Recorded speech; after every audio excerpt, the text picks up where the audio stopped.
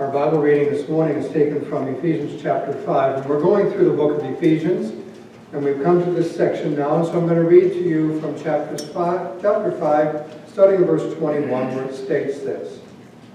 Submit to one another, out of reverence for Christ. Wives, submit to your husbands as to the Lord. For the husband is the head of the wife, as Christ is the head of the church, his body, of which he is the Savior. Now as the church submits to Christ, so also wives should submit to their husbands in everything. Husbands, love your wives, just as Christ loved the church and gave himself up for her, to make her holy, cleansing her by the washing with water through the word, and to present her to himself as a radiant church without stain or wrinkle or any other blemish, but holy and blameless. In this way, husbands ought to love their wives as their own bodies. He who loves his wife loves himself. After all, no one ever hated his own body, but he feeds and cares for it, just as Christ does for the church. For we are members of his body. For this reason, a man will leave his father and mother and will be united to his wife, and the two will become one flesh. This is a profound mystery, but I am talking about Christ and the church. However, each one of you also must love his wife as he loves himself, and the wife must respect her husband. I remember these commercials back years ago, and I reflected on it when I was in the kitchen a little while ago. I try to avoid that because somebody might put me to work, and that would be a big mistake in itself. But I was looking at the coffee we have, and we have Folgers coffee. Does anybody remember the commercial? Start each day with Folgers in your cup. Well, you'll have a chance later on, if you have a cup of coffee, you can have Folgers in your cup. But he's trying to suggest to us that this is a good way to start your day, and this will help you to stay on track for the rest of your day. Does that actually work? Well, there's other sayings that I've read too this week. Start each day with a grateful heart. Well, there's a nice attitude, isn't it? To focus on something positive. How about this one here? Start each day with a positive thought. Well, that's good too. You get up in the morning and you try to think of something positive. Now, I'm going to be honest and say that's kind of hard for me in the morning when I'm getting up. I'm just trying to think in general. And positive is not always a natural occurrence to me. Start each day with a positive thought. How about this one here? Start each day asking God to be a part of it. Start each day asking God to be a part of it. Start each day thanking God for the fact that you're awake, that you're alive. Start each day thanking God for something. Find something concrete that God has done in your life and give him thanks. And that might help us as we go through our day to stay on track by including God right at the onset, right? Start the day and include God right at the onset. There are a lot of valuable lessons that we can learn from Ephesians chapter 5. There are an awful lot that we can pull out from it. But I want to focus on two key words that Paul uses here. And the two key words are love and respect. You get that? Love and respect. So if you hear nothing else, remember these two key words, love and respect. Now I want to share with you words that Jesus quoted from the Old Testament.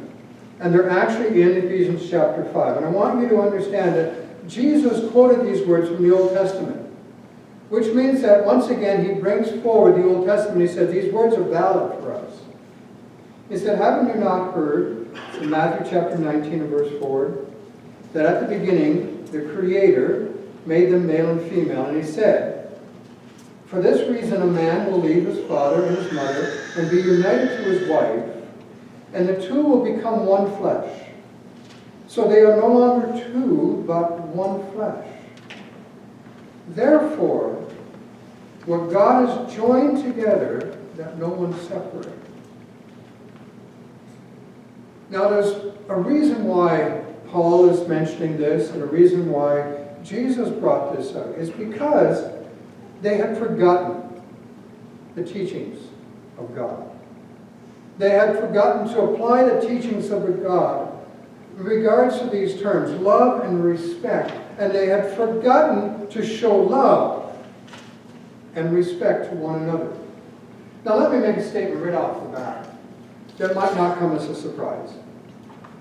There is no such thing here on earth as a perfect marriage. I'll let that hang there if you want for a while, but you can think about that. And I'm going to add this little caveat here, and that is that after the fall. You see, before the fall, this instruction was given from God. And he set up a perfect arrangement because people were not selfish. But after the fall, things have changed. That's a reality. And I took this from a commentary. It said that at Jesus' time, marriage among the Jewish people was in danger. Because you see, young women were choosing not to get married. Because they realized that once they got married, they lost all of their rights. Is that a proper thing? But that's what was happening back then. That they were losing all of their rights. It was better off for them to stay single. In China today, young women are refusing to get married. Well, why is that? Well, I'll tell you very briefly why. You see, as wives, they become responsible to maintain the house, to take care of the children, and to go to work. And the husband basically does what he pleases. Does that sound fair? If I take these two words again, love and respect, are we seeing this in there? Guys, stop smiling. Love and respect. Love and respect. And into the context that Paul was speaking to, the Ephesian people, right in the heart of Roman environment and the Greek environment, this is what it was like then. One Roman woman had been married 8 times in 5 years. And for the Greeks, this is what they thought about marriage. Marriage was a marriage of convenience to have heirs and to maintain a household. Socrates, you've heard of Socrates, the great Greek philosopher. He stated this. He said, "Is there anyone you can trust more than your wife? And is there anyone you speak less to than your wife?" Does that make sense? Is that the way God intended marriage to be? No, this was supposed to be an unselfish connection and union between two people. But following the fall, this has also fallen apart in so many ways. And that's why I think it's important to reflect on those two terms of love and respect. And you see, Paul, when he says this, he's coming to the Ephesian Christians and he's saying, listen, folks, you're followers of Jesus. You're believers of Jesus. And you have to be light to the world. And you have to show them what being a Christian is all about. And you have to follow the teachings of Jesus in regarding love and respect and so many other things. In verse 25, Paul said, "Husbands, love your wives, as Christ loved the church and gave himself up for her." That's a pretty big statement, isn't it? It's not just saying, love your wives when it's convenient. Love your wives when you feel like it. It's love your wives as Christ loved the church and gave himself up for it. And then verse 33, "However, each one of you also love his wife as he loves himself, and the wife must respect the husband."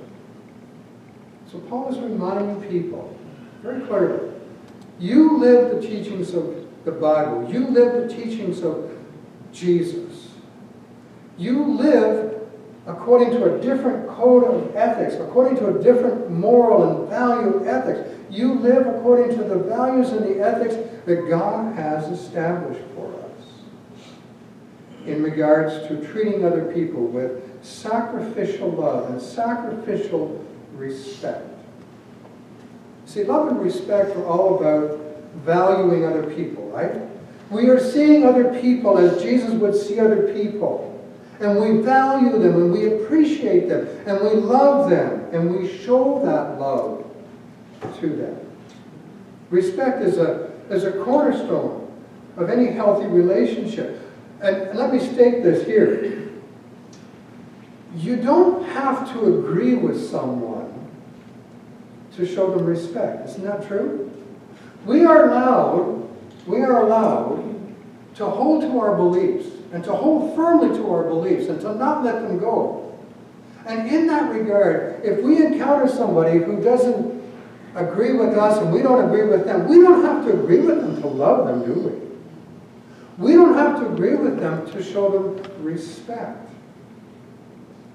Practicing mutual respect, I put down a couple of thoughts that are there before you. Here's some ways of showing people that you love them and you respect them. The first thing, of course, is listening to them. Pay attention to what they're saying. Don't interrupt. I had to put that one down there as number 2. You see, I put it down also because that's the way I have to look at things. I have to listen and don't interrupt. I do that once in a while. I know none of you do that. This is just for me. Speak kindly to them when you listen to them. Don't return anger for anger. There's another thought. That's hard. I know. I'm not giving you easy thoughts here. Validate other people's feelings. How they feel is important. Apologize when needed and forgive when needed. And be honest. Be honest. Be truthful. Now, what I'm going to share from you might not be you, but there are quite a number of people who feel like this.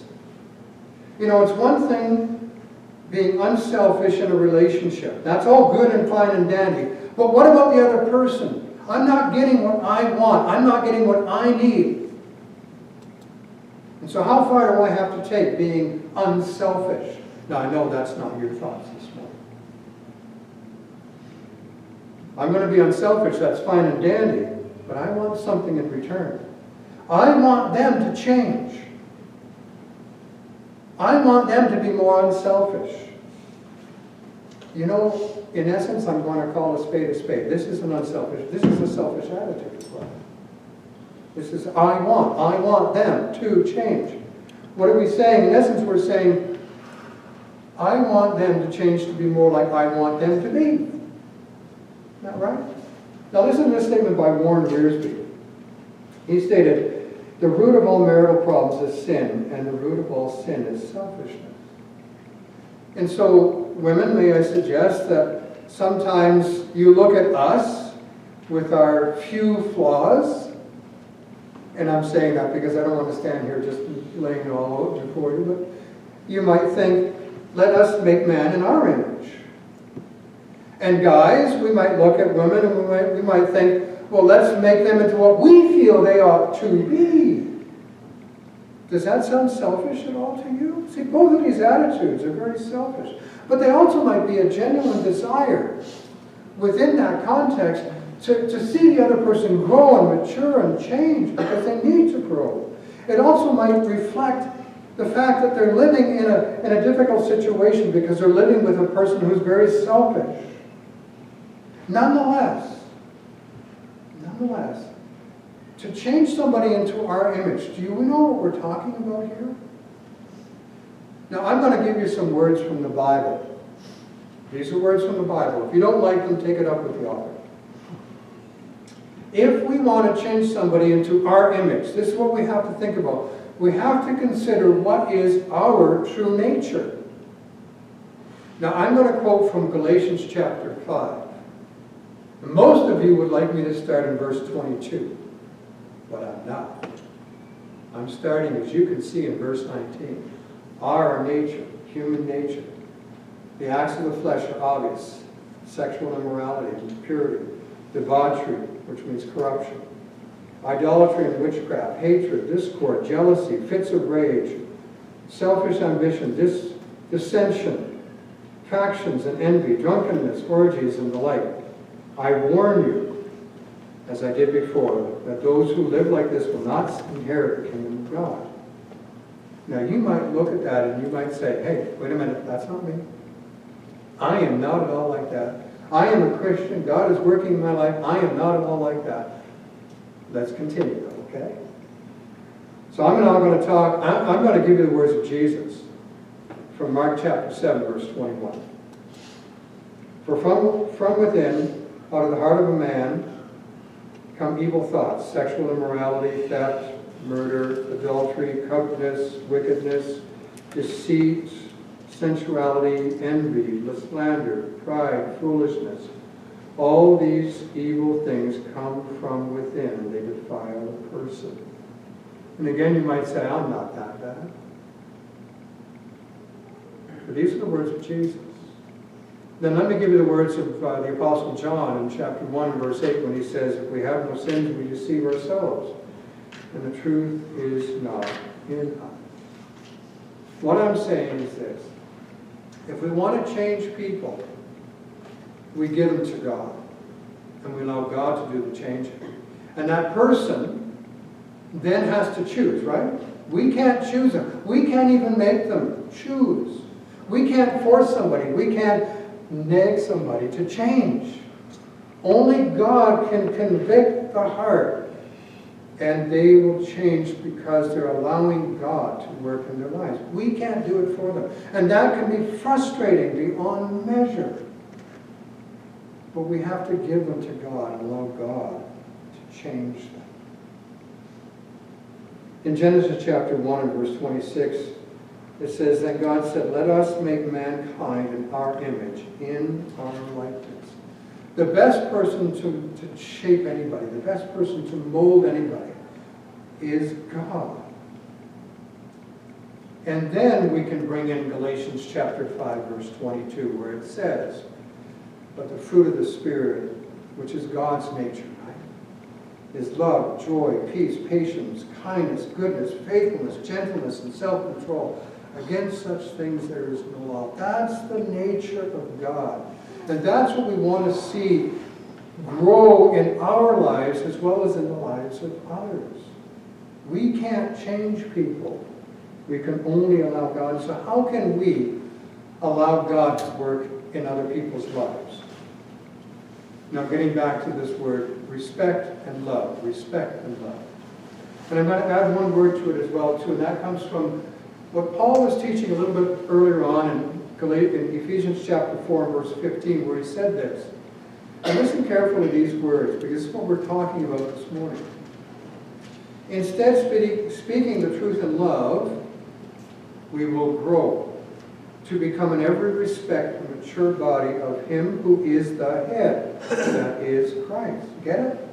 If we want to grow, we want other people to grow, then we speak the truth in love and allow God to work in their lives. And one of the best examples of speaking the truth in love is the story of Joseph.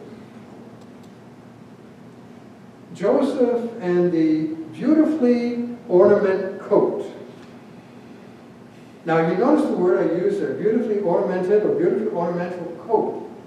I didn't say, I don't know if you've heard about that Broadway play. It's called Joseph and the Amazing Technicolor Dreamcoat. Or as we were taught maybe over the years, Joseph and the, what was that again? Coat of many colors. Coat of many colors. I'm sorry to burst your bubble this morning, but in Hebrew it actually means ornate. We can say it as we want. It's okay. It's not going to make that much of a difference. But nonetheless, Joseph, this young man who had received a beautifully decorated, ornate, colorful coat from his dad. Why did his dad give him this coat? Why? Because he loved him more than all of the others, right?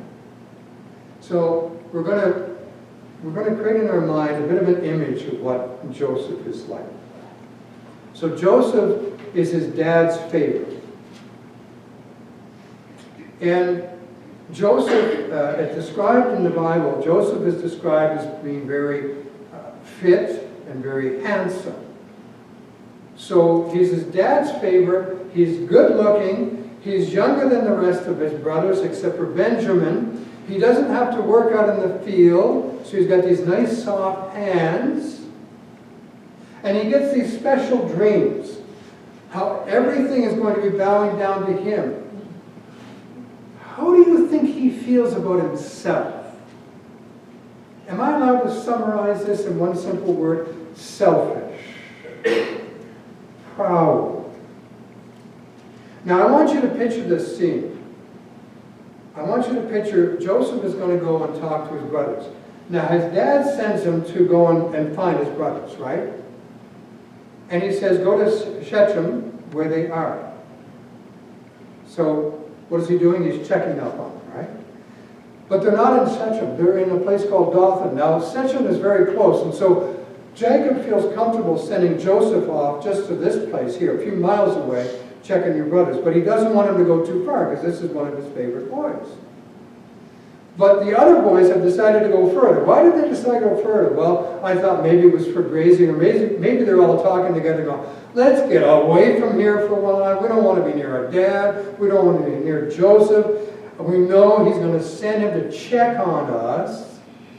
So you see there's a little bit of a rivalry going on, some animosity here. And if Joseph, of course, the gracious, kind person that he is, feeds this animosity. He does. He feeds this animosity. Why does he do this? I'm going to summarize again. He's full of himself. Now, none of us can relate to that. And he goes to his brothers. Now, I want you to picture this scene, okay, for me. So he finds his brothers, and they're all sitting there going, oh my heavens, we thought we'd left him behind, like we didn't think he was going to come this far to follow us, but look at who's here, Joseph. And he comes along, and he's wearing this coat. Is that a normal thing to do when you're out in the fields? This is something that you would dress up in, but no, he's showing off, isn't he? He shows up to his brothers. And he explains his dream about how everybody's going to bow down to him. How do you think they're going to respond? Oh, wise Joseph, we are so happy you shared this dream. Now that we know our place in this world, we're going to bow down. Do you think they're thinking like that? I don't think so. They are really ticked off. They are very upset. They are very angry. He is the favorite. He has been doted on. He shows up with this wonderful coat, and he tells us we're going to bow down to him. There's a lot of things we can learn from this story. There is a tremendous amount we can learn from this story. And Joseph, you see, was really full of himself, and it didn't change. Even after he was sold into slavery, he doesn't change. How do I know that? Well, in chapter 39 of Genesis, and this is something that we're going to be studying over the next 2 weeks, just in case you want to know. We're going to be looking more into the life of Joseph. It says in chapter 39 of Genesis, he said, Joseph found favor in the eyes and became his attendant. Potiphar put him in charge of his household, and he entrusted to his care everything he owned. So he's really quite, again, I'm the favorite one. And he speaks like this now, not to his brothers, but to Potiphar's wife.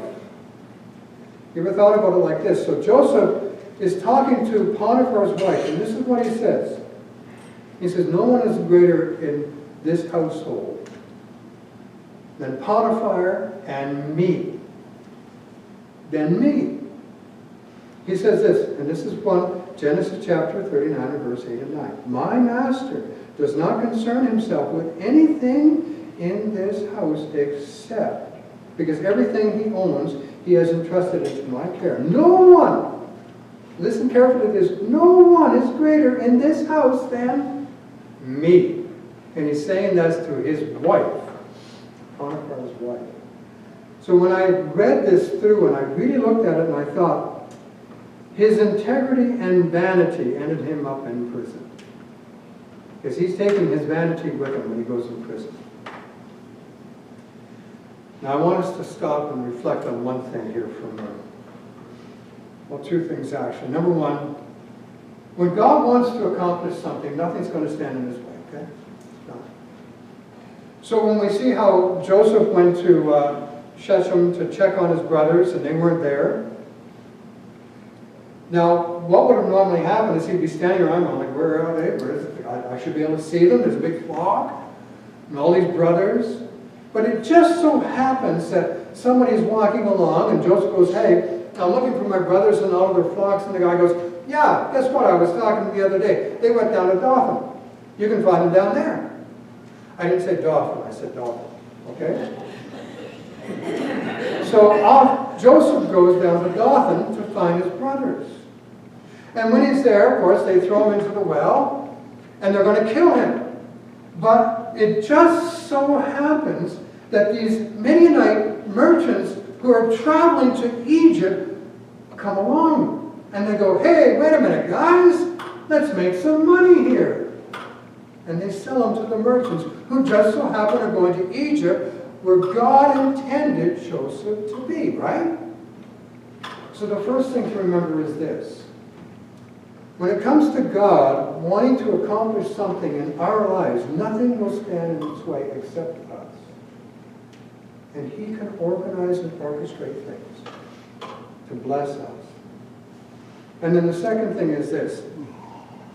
You see, when Joseph was in prison, it says this in chapter 39, verse 20. It said, while Joseph was there in prison, the Lord was with him and showed him kindness and granted him favor in the eyes of the prison warden. See, it doesn't matter what situation we find ourselves in. God is there. God is always there. He never leaves us. He never walks away from us. He walks through every situation with us. In the Human Rights Museum in Winnipeg, you can read an awful lot of the story of Nelson Mandela. Nelson Mandela spent 27 years incarcerated in prison because of his opposition to the apartheid system in South Africa. And Nelson faced extreme harsh conditions because they wanted to break him and break his resolve. But for 27 years he endured this, and he kept in his heart and his mind his purpose, and that was to change that country. He never let go of this purpose. If Nelson Mandela could do this without, we don't know if he allowed God to be a part of himself, but imagine how much more God can accomplish in us. When we know we have a purpose that is unshakable, when we know we have a God who is unshakable, when we know we have a God who will never leave us, imagine how much more God can do for us. If we remember the Lord is with us, showing us kindness and favor. There's so many things that we can learn from this. But I want to close with this thought. As I mentioned before, we're going to talk a bit more about this next week. But I want to close with this thought here. When we're talking about connecting with people, and I use the terms respect and truth and love, it's very important. Here's a couple of thoughts just to leave us all with. We cannot guarantee that our friendship and our patience will convince others of the truth. But unselfishness is far better an attitude to have towards people than selfishness and self-righteousness, because that will close their minds to listening to us. Secondly, loving our neighbor doesn't mean sacrificing the truth.